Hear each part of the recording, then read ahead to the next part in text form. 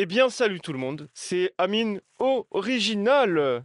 Bienvenue sur ma chaîne YouTube et on va parler de la déréalisation. Il y a des gens qui vont regarder cette vidéo et qui savent pas ce que c'est que la déréalisation, donc avant de commencer, Le trouble de dépersonnalisation, déréalisation est caractérisé par une sensation persistante ou récurrente de détachement de son propre corps ou de ses propres processus mentaux, en se sentant comme un observateur extérieur de sa propre vie et par une sensation de détachement de son environnement. Les symptômes peuvent être déclenchés par un stress sévère. Les symptômes sont particulièrement pénibles pour la personne atteinte ou rendent son quotidien ou professionnel difficile. toutes ces années, j'ai tellement reçu de messages de votre part concernant la déréalisation et la dépersonnalisation et je me suis dit que ça serait très important de rouvrir le dossier. Rouvrir le dossier parce que vous êtes nombreux à m'avoir demandé comment je m'en suis sorti, comment je vais maintenant. L'objet de vos messages, c'était plutôt comment je le vis aujourd'hui. Bah, du coup, moi, je vais vous répondre tout simplement. Aujourd'hui, j'ai 28 ans, j'ai fait de la déréalisation à l'âge de 22 ans. Maintenant que vous savez un peu ce que c'est, alors moi, j'en ai fait, j'ai pas besoin de vous donner les causes. Si vous avez vu ma vidéo en 2018,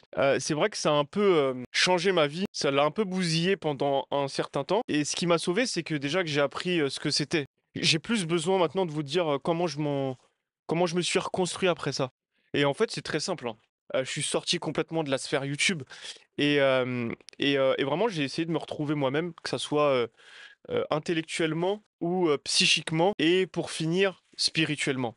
Et je vais en venir. Et c'est pas pour rien s'il y a un tapis de prière juste là. Pour ceux qui me connaissent depuis que je suis petit, pour imaginer que, bon, moi je suis musulman depuis que je suis né, c'est juste que j'ai vraiment jamais, je m'étais jamais vraiment intéressé dans le fond du fond à ce qui était la relation que l'on pouvait avoir avec Allah.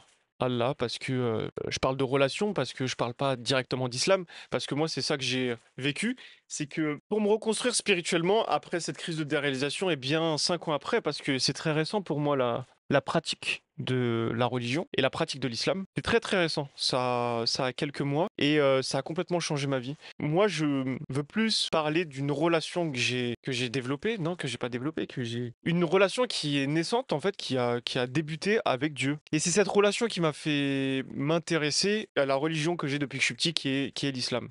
Donc si je fais cette vidéo, ce n'est pas du tout pour vous dire que la solution à la déréalisation, c'est l'islam. C'est juste que moi, ma solution, et ce qui m'a sauvé, c'est la pratique de ma religion et surtout l'entretien de ma relation avec ce que moi j'appelle mon créateur. Et ce qu'appellent finalement toutes les personnes qui croient en l'unicité d'un Dieu, c'est-à-dire un créateur. Donc j'ai vraiment pas l'habitude de faire des vidéos axées croyance et foi. Donc c'est pour ça que j'essaye d'être le plus sérieux possible dans cette vidéo pour que un maximum de personnes puissent quand même regarder cette vidéo sans émettre de crainte, parce que je peux comprendre que c'est pas que je peux comprendre, c'est qu'on a tous des croyances complètement différentes. Avant de faire cette vidéo, je me suis dit, est-ce que Amine, tu parles de ça? Est-ce que tu essayes d'avoir plutôt un discours universel où tout le monde essaye de s'identifier? Et finalement, je me suis dit non. Non, en fait, je vais dire juste la vérité. Et si j'ai un tapis de prière, c'est pas pour rien. C'est parce qu'en fait, je voulais vous dire ce qui m'a vraiment sauvé sur le plan psychique. La déréalisation, ça m'a bousillé. Ok, je suis pas le seul, hein. Vous êtes beaucoup, la preuve, j'ai reçu plein de messages. Mais ça m'a bousillé parce que ça a fait naître en moi des questions que jamais je me posais avant, parce que j'avais grandi avec la pop culture, avec le monde matérialiste, avec le monde de l'amour, de l'art, de la laïcité que pouvaient nous donner nos écoles françaises. Et vraiment, moi, j'ai grandi sous ça et j'avais pas eu beaucoup de dimensions religieuses et de croyances envers Dieu, même si je croyais en Dieu parce que, bah voilà, quoi, j'avais quand même cette éducation qu'il y a un Dieu et que nous, on croit en Dieu. Mais j'avais jamais fait l'introspection réellement. Ce qui m'est arrivé il y a quelques mois. Et je pense que c'est la plus belle chose qui me soit arrivée. Parce que bah, je pense que je suis torturé depuis que je suis gamin. J'aime bien partir de ça. Et pour la première fois, bah, en fait, bah, je suis plus tout seul, quoi. Tout simplement. Mais croire en Allah et avoir la foi inébranlable envers un Dieu unique m'a permis de me soigner. Et si je reviens au tapis de prière, c'est pas rien, c'est qu'en fait, c'est la prière qui m'a aidé. Parce que quand j'ai commencé à faire vraiment 5 prières par jour, voire plus, tout s'est facilité dans ma vie. Voilà. Tout ça a commencé à se guérir petit à petit, tout a commencé à être de plus en plus logique. J'ai commencé à retrouver des capacités que j'avais perdues depuis des années. J'ai commencé à soigner des démons que j'avais en moi qui me torturaient jour après jour et qui me faisaient culpabiliser sur des trucs nuls, banals. Et la culpabilité me paralysait au quotidien. Et le fait de pratiquer la prière m'a permis d'apprendre à regretter et à passer à autre chose, en fait. Et cette relation que j'ai avec Dieu et avec ma foi, donc une puissance supérieure, retenez bien cette expression parce que c'est là où je vais aller pour essayer d'avoir le discours le plus universel possible. Je vais utiliser le terme puissance supérieure que j'ai appris dans un contexte bien précis, qui sont les groupes de parole. Alors, les groupes de parole, je me suis dit, est-ce que j'en parle ou pas? Parce que voilà quoi. Mais je me sens tellement élu, je me sens tellement chanceux dans ma vie par rapport à tout ce que j'ai vécu que je me dis, je peux pas, genre, ne plus parler de ça et ne pas, genre, vous parler de comment je m'en suis sorti, quoi. J'ai commencé à aller à des groupes de parole, genre, enfin, fin 2022, bien après la guerre. Donc, bien après tous mes problèmes d'addiction, etc. Ben, j'ai commencé à y aller parce que j'en ai entendu parler et tout s'est facilité. Donc voilà, on est en groupe et puis il y a des gens qui vous ressemblent, qui sont dépendants et qui sont malades. Déjà, à partir de là, on vous explique que c'est une maladie, l'addiction. Que c'est pas genre juste des gens qui sont en manque de volonté. Déjà, le fait qu'on me dise que ça fait des années, Amine, que t'es malade, bah d'un coup, ça a pacifié les choses. J'ai dit, ah ouais, d'accord, ok, d'accord. Donc en fait, il faut que je me fasse soigner. Ah, c'est pas genre juste moi qui dois me dire, faut que t'arrêtes, tu vois. D'abord, il y a un processus à développer, à essayer de prendre en... Ouais, j'essaie de parler bien parce que j'essaie de rester sérieux, je vous l'ai dit. Mais ces groupes de parole, j'ai pas besoin d'en parler pendant des heures, mais m'ont mené à apprendre qu'il fallait, pour s'en sortir, dans le programme, il y avait la notion de puissance supérieure. Et cette puissance supérieure, que vous soyez croyant ou non, parce que dans ces groupes de parole, il y a énormément de personnes qui ne croient pas du tout en Dieu, donc qui sont athées, d'autres qui croient en Dieu, d'autres qui croient en plusieurs dieux, d'autres... Mais on ne parle jamais dans ces groupes de parole de religion, d'association culturelle à une famille religieuse ou autre. On parle juste de puissance supérieure. Et on se fie à cette puissance supérieure pour lui demander de changer ce que nous, on ne peut pas contrôler, qui est notre addiction et notre dépendance. Tout simplement. Donc, avec la notion de capitulation et du fait que je capitule et que je reconnais que je suis faible vis-à-vis de mon addiction, je me réfère à ma puissance supérieure et normalement, il y a un pouvoir divin qui me permet de ne pas consommer et de me sevrer et ainsi de me soigner et d'aller mieux. Et devinez quoi? Ça marche, puisque j'en parle là. Et que ça fait 7 ans que je suis dans un bordel pas possible et que ça allait pas.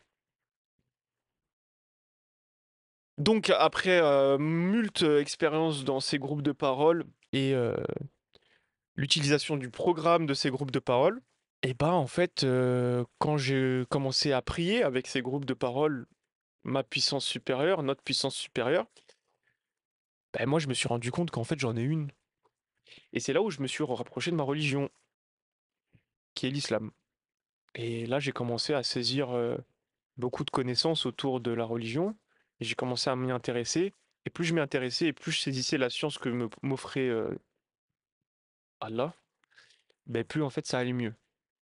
Et en fait, ça a guéri même plus de choses que de simples addictions, parce qu'aujourd'hui, je vais très très bien sur le plan de la dépendance, mais ça a soigné des choses, des problèmes que j'ai depuis que je suis petit, quoi. Ça a soigné plein de questionnements que je me pose depuis que je suis gamin, quoi. Ça a soigné plein plein de, plein de souffrances psychologiques, plein de manque de confiance, de l'amour-propre, sensibilité, hyperactivité, tellement de choses que je me coltine depuis que je suis gosse. Et voilà, du jour au lendemain, la connaissance de mon Seigneur et de mon Créateur m'a permis de m'apaiser, me relaxer.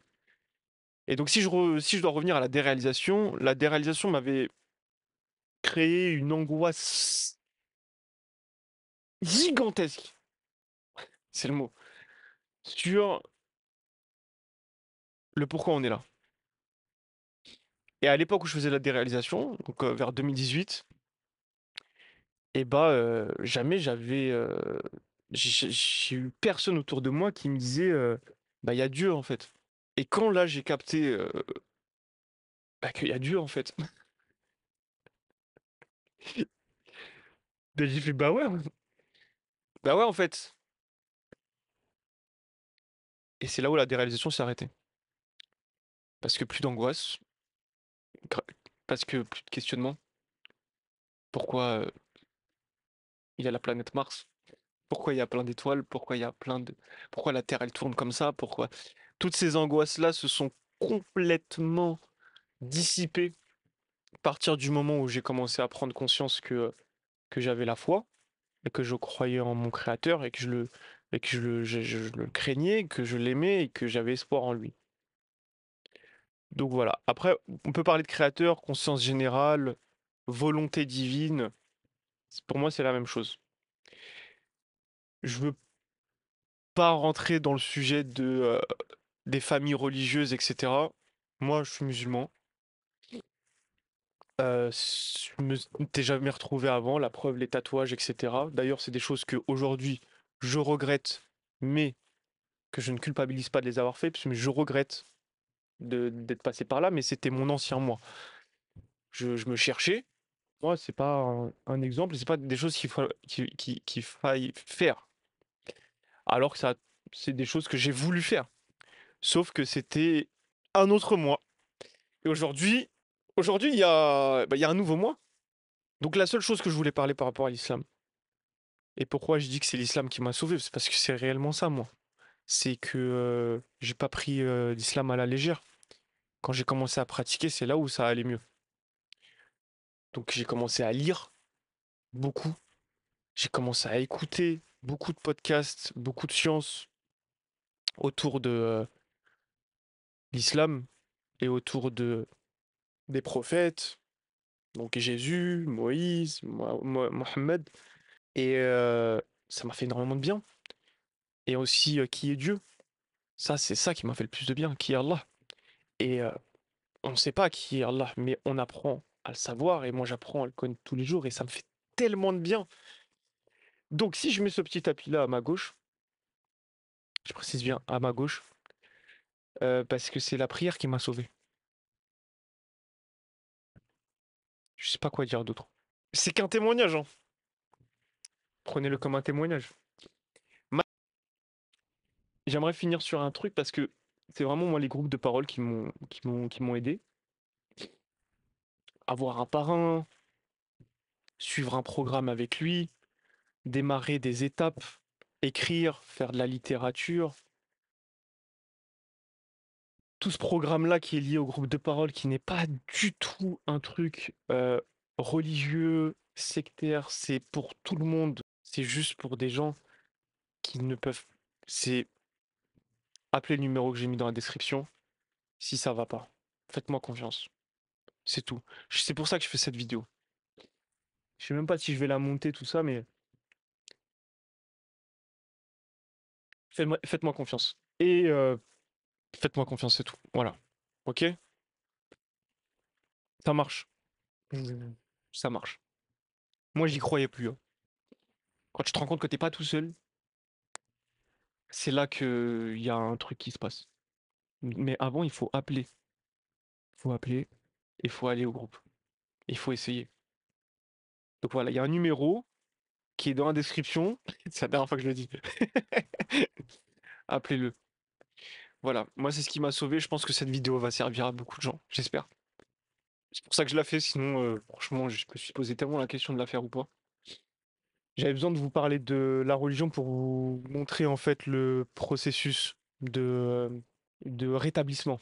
Moi, je suis à un certain niveau de mon rétablissement et aujourd'hui, j'ai des armes pour aller mieux de jour en jour et j'ai une confiance en moi que j'avais pas avant. Et si c'est pas pour dire une confiance en Dieu et non pas une confiance en moi, mais ça ne regarde que moi. Regardez-moi, vous savez, vous me connaissez, qui je suis. Je n'ai jamais parlé de ça. Voilà, je suis bien toujours le même Amine original. Je n'ai pas changé d'identité. C'est juste que j'ai trouvé le chemin de Dieu, d'Allah, et ça m'a sauvé la vie. Voilà. Je peux pas le dire autrement. Je suis obligé de le dire en fait. C'est tout. Je suis désolé. J'ai besoin de d'insister pour que vous compreniez que je me sens obligé de le dire et que je peux pas passer par quatre chemins. Et si je peux aider des gens avec cette vidéo, eh ben, je la fais quoi. Et je vais la poster. Mais c'est très compliqué, hein, vous savez, de faire ce que je suis en train de faire là. C'est fait, hein. J'ai tout dit. C'est génial, je suis content. Allez, maintenant, il va falloir monter la vidéo et la poster. On se retrouve pour une nouvelle vidéo. Vous avez vu que j'ai repris du service. Ça m'a fait plaisir de vous retrouver pour vous parler comme ça honnêtement. Et, euh, et vous êtes plus tout seul si ça va pas. Vous êtes plus tout seul. Envoyez-moi un message aussi. Là pour vous, il n'y a aucun problème. On peut discuter. Tout va bien. Ça va aller. Vous allez vous en sortir. Et vraiment, vous êtes plus tout seul. On est ensemble. Ok? Ensemble. Ça va le faire. Allez, c'était Amine. Ça m'a fait plaisir de vous retrouver. Je fais que taper sur la table. Je vais la casser. On se retrouve pour une prochaine vidéo. N'hésitez pas à m'envoyer un message si vous avez envie de venir dans les studios. Il y a de la place, c'est très grand. Si vous êtes en région parisienne, regardez, hop, je fais un... Attendez, je fais un petit clap, parce que sinon je peux pas raccorder l'image et le son. Mais voilà, ça ressemble à ça. Vous voyez, il y a beaucoup de place, ça fait plaisir. Donc envoyez-moi un message, on est ensemble. On va créer de belles choses ensemble. L'histoire ne fait que commencer. Et là, on est au mois d'août, moi je vais partir en vacances au Maroc. Ça fait plaisir. Allez, que la paix soit sur vous. Et vous êtes plus tout seul, les gars. Et les filles, les amis. Allez, je vais vraiment partir là.